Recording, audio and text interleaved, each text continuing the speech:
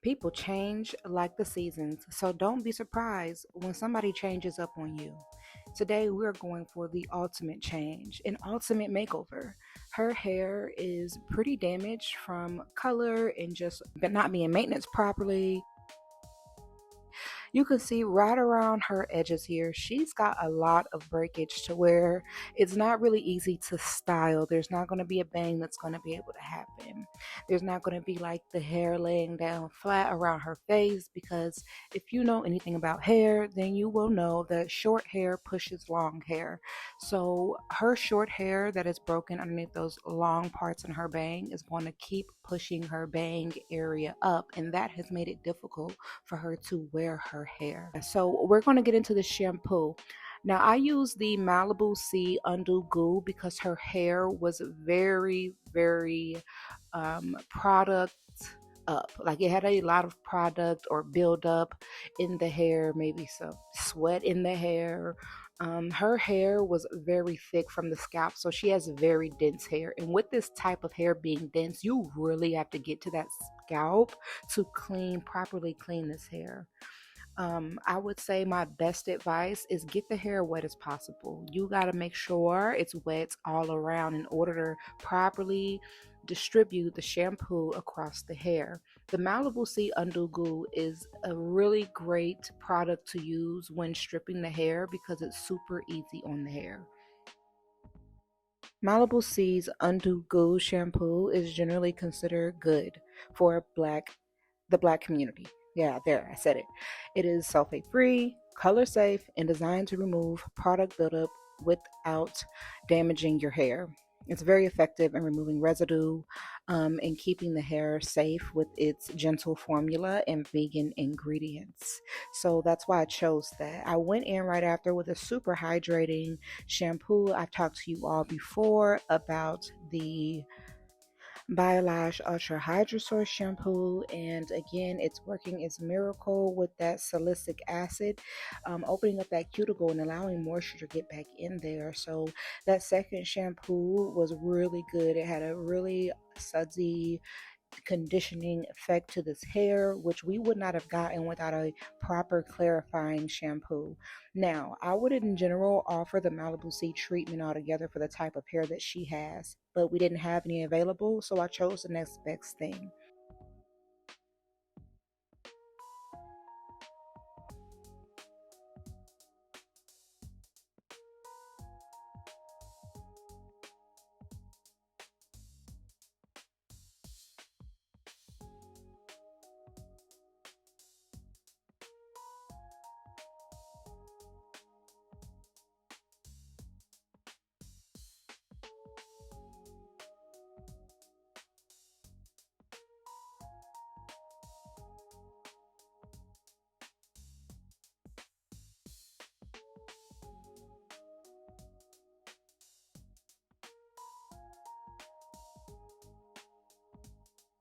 Now I'm going to put in the Rehydrate, and that is also a Malibu product that helps lock in moisture on the hair.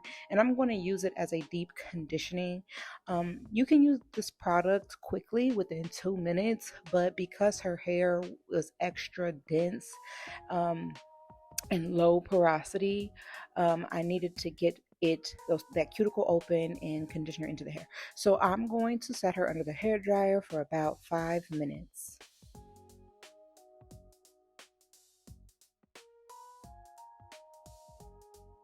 So in today's video, we're going to cut and style her hair. Now, I'll be the first to admit it. I was not entirely loving the end results. Two reasons for me is because those short areas we were just talking about, I didn't have the right styling products to achieve a sleek look. And I do not mean just adding edge control to her edges to lay it down. I mean properly silkening out those small hairs so that her hair can lay flat all around. Now, when she gets home, she may apply edge control, but me as a stylist, I am not an edge control junkie, and I don't throw edge control on every customer that comes to my chair to flatten out their hair on their edges. Now I've sectioned out this hair to begin the detangling and blow dry process. As you all can see, this hair has color on there where a stylist who did a good job with the color had colored her hair to cover her gray, and this is just a grow out. So that lighter hair that you see on her hair is not damaged. That's just hair that has color on there, and this is the grow out. So when I say that the hair is damaged, those areas that are lighter, that is not what I'm speaking about. I mean the hair cuticle, the hair is different lengths, the hair needs a trim, the hair has broken areas. That's what I mean by the hair being damaged, not the colored area. But when you're starting your blow dry process for any silk press, for especially thick hair, you always want to start with 4 sections, and then we go into our smart detangling.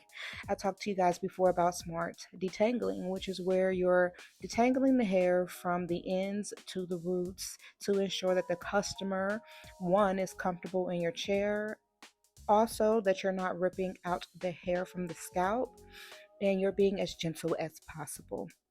So you're just going to keep brushing this hair until the hair is detangled, and use a clip, bobby pin, whatever it is that you need to use. For me, I do a 2-strand twist, and I put the hair out of the way to move on to the next section.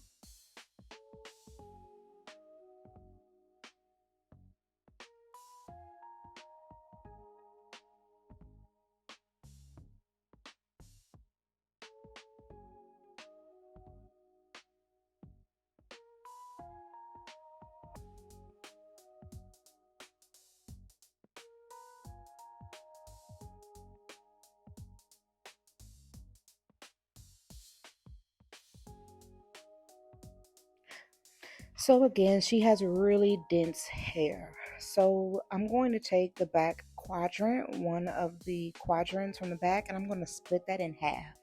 That middle area between that half section can usually make the blow drying process feel like it's taking forever when you don't split the sections in half and target the roots of the hair before the ends.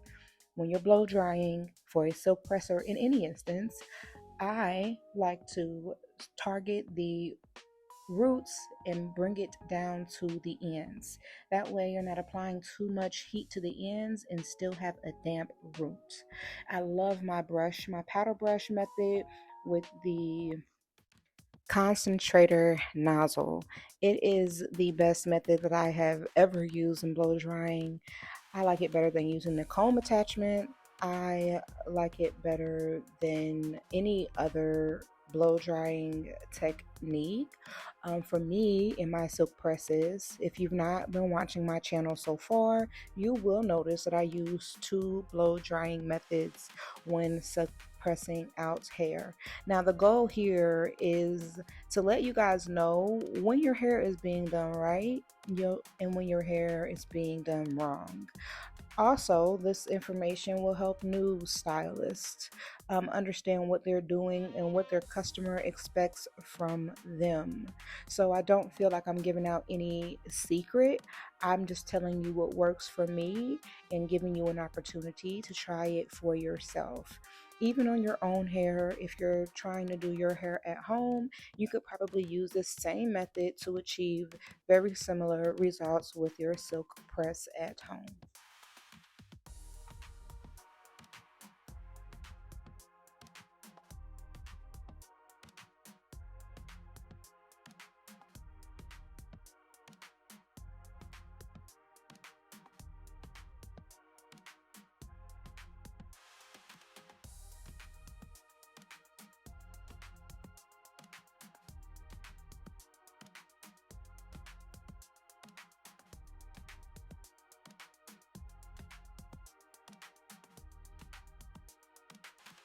Now that I've got her hair thoroughly blow dried through the first blow dry process, I'm going to add some oil.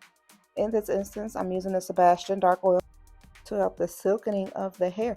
It just does something luxurious to the hair when you're adding oil before the second blow dry process. In the second blow dry process, that's when you are ensuring all the hair is dry. that it's as straight as it can be, that it's withstanding heat, that it's holding heat. I like to use a round brush to do this technique. You'll see the hair immediately relax once I begin to round brush that hair. It's really one of my favorite techniques that I've come across through many silk presses in many different hair types. Not every hair type requires this type of blow dry, but when it does, it always comes out so beautiful. Again, ensuring that the roots of the hair is touching the brush. Now, the reason this brush works as well as it does is because it has that metal base. Once that metal base gets heats up, baby, you are in it to win it. Now, let's assess the damages. So, we'll be cutting this hair today into a bob length haircut, and that requires us to straighten the hair. We're going to straighten out this, or I am going to straighten out this hair, Mandalindians, with my babyless flat iron, as smooth as I can get. Now, as long as you have a heat protectant on the hair and you are not holding the hair in one place on the flat iron, you can do as many passes as you need to. Someone said in one of my recent comments, I thought you were only supposed to pass over the hair 2 times with an iron, and sometimes the hair requires more. And as long as the hair is healthy enough to withstand it, you're using a heat protectant, and you are cautious, you are able to do more than one pass on that hair. So this hair, as you can see, is extremely damaged at her ends. It's broken off. So that leaves us with an option. Trim up the hair and leave her hair at an awkward length, or actually cut her hair into a nice style that she can wear and enjoy while growing her hair back. When that awkward stage comes, she would have at least got to enjoy the hair in a different way beforehand. As of right now, she's just been experiencing this broken stage of her hair, not really sure what to do with. Hard to get moisturized because of its low porosity. Product built up, making it hard to style and even wash her hair on her own. So I didn't want her to come from that and go straight into an awkward haircut because of the damages on her end. But it was her own idea to go ahead and cut that hair into a bob length haircut. She knew that hair needed to come off, and she came in for this bob length haircut that we are going to achieve after we finish out the initial press on her hair.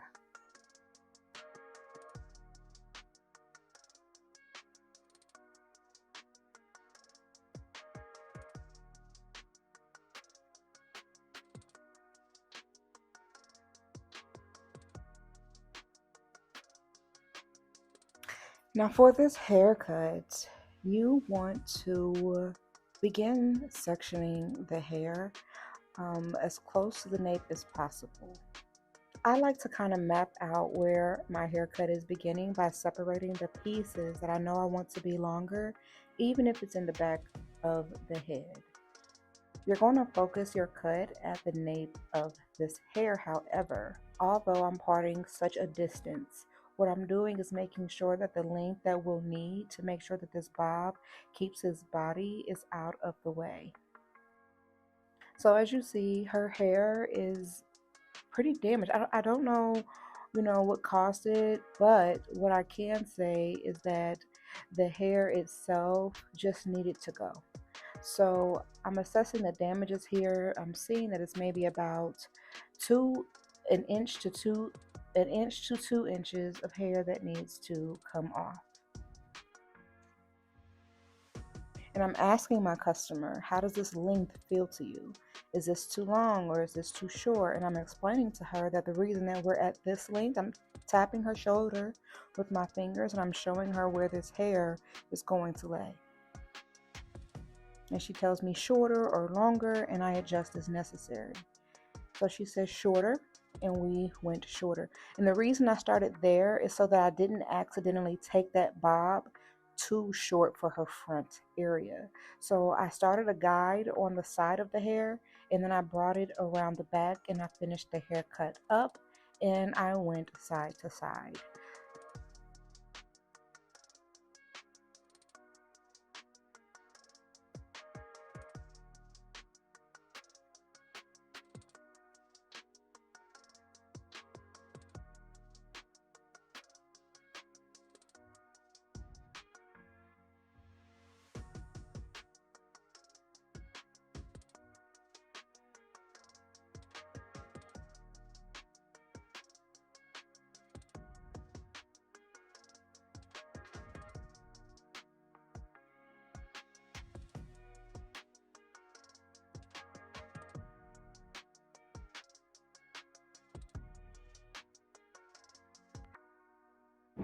Okay, so when you're doing this bob cut, or how I'm doing this haircut to make sure it's all even and straight across, I am using the hair and I'm pressing it up against her neck to ensure that the cut is as clean as possible. In this case, it is. And then I'm going to use that bottom cut as a guide. You should be able to see through your guide and see that bottom area where that initial cut was made and be able to follow that through side to side without creating any layers. So the main thing when you're following your guide to remember on why you're using your guide is, one, you're not creating unwanted gapping, you're not making the hair uneven, and you're not creating unintentional layers in the hair. So it's really important to use your guide at the bottom of the hair and follow that um, throughout the haircut.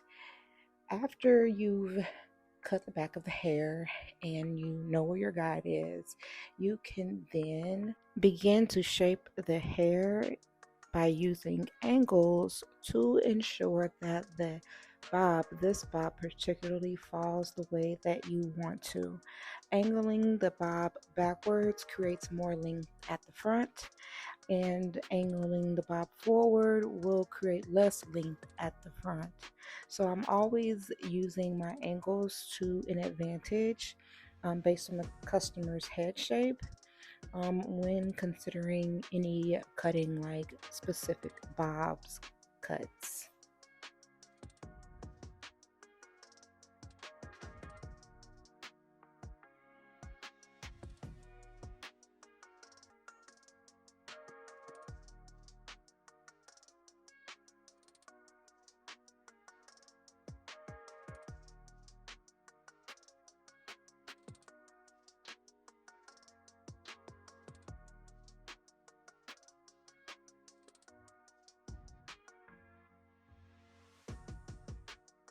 And you'll see how that hair just glides together seamlessly when your bob is cut to perfection.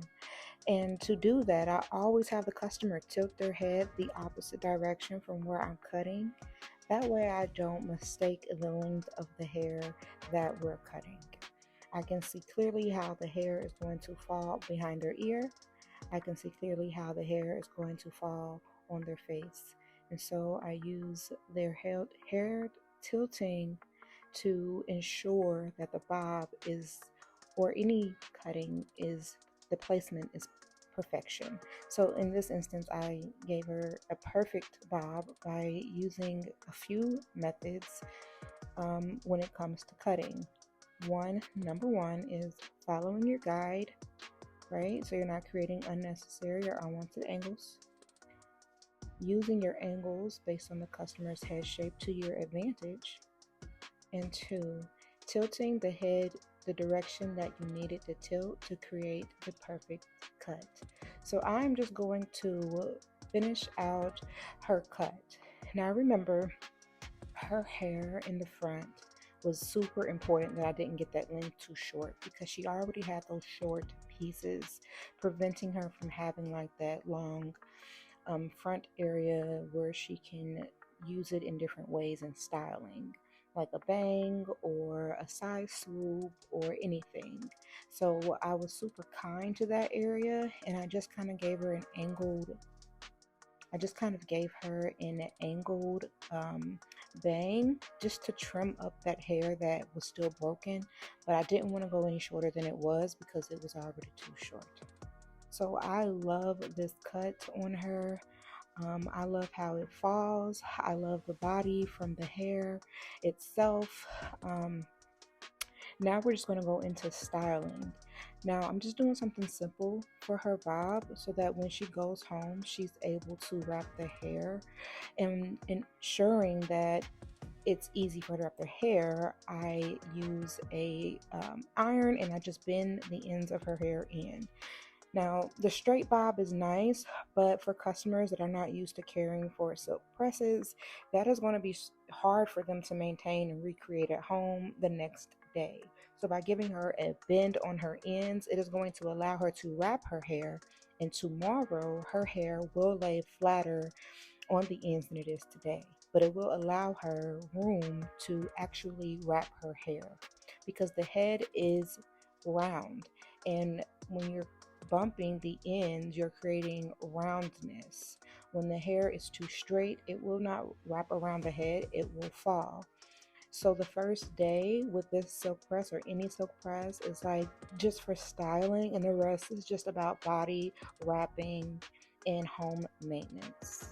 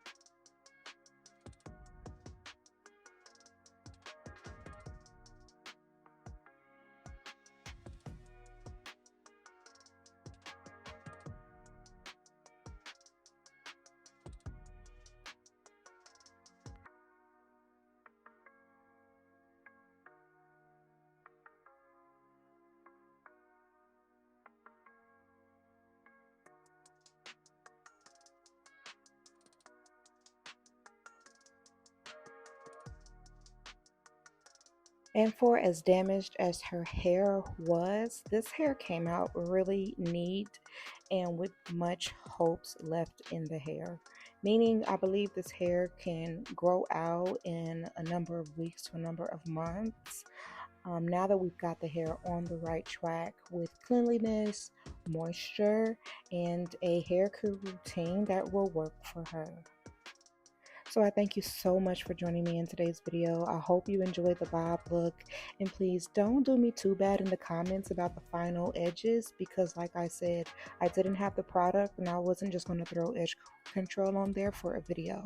Her edges need to grow out, and I didn't have the product that we needed to style such short hair. So let me know what you guys think in the comments. When was your first bob haircut? Have you had a bob haircut? What was your experience when styling your bob haircut at home? I particularly love what I've done with my locks. You know, you guys know I've cut my locks into a bob, and it's like one of the best decisions that I think I've made. I love it. But yeah, thank you so much for watching and enjoy the rest of the video. Don't forget to like, don't forget to comment, and don't forget to subscribe. Tell me, what do you think about today's video?